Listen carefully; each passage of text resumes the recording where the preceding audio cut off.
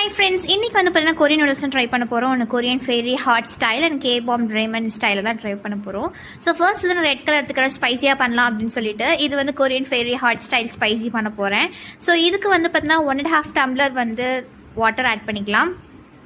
நான் ஃபஸ்ட் எப்பவுமே அப்படி தான் பண்ணுவேன். தண்ணி ஆட் பண்ணிவிட்டு அது நல்லா பாயில் ஆனதுக்கப்புறம் தான் நான் வந்து மேகியே போடுவேன். ஸோ மேகி போட்டக்கப்புறம் தான் உள்ள சீசனிங்லாம் ஆட் பண்ணுவேன். சில பேர் சீசனிங்கை ஃபஸ்ட் ஆட் பண்ணிவிட்டு அப்புறம் வந்து மேகியை போடுவாங்க.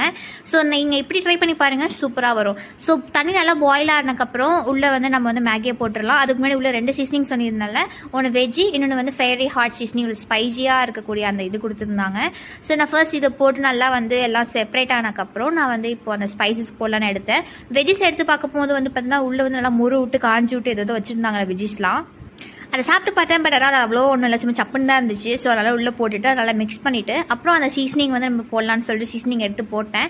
ஸோ அதையும் போட்டு நல்லா மிக்ஸ் பண்ணிட்டேன். ஸோ டேஸ்ட் வைஸ் பார்த்தீங்கன்னா நல்லா தான் இருந்துச்சு. லைட்டாக ஆயில் ஆட் பண்ணிக்கோங்க, அப்போ தான் வந்து மேகி வந்து நல்லா வரும், சூப்பராக வரும். ஸோ இது எப்படி இருந்துச்சுன்னா வந்து கார்லிக் ஸ்மெல்லோட கொஞ்சம் அந்த சீசனிங், அந்த ஆயிலி அந்த ஸ்மெல்லாம் கொஞ்சம் லைட்டாக புளிப்பாக இருந்துச்சு. ஓகே, இட்ஸ் வாஸ் குட் தான்.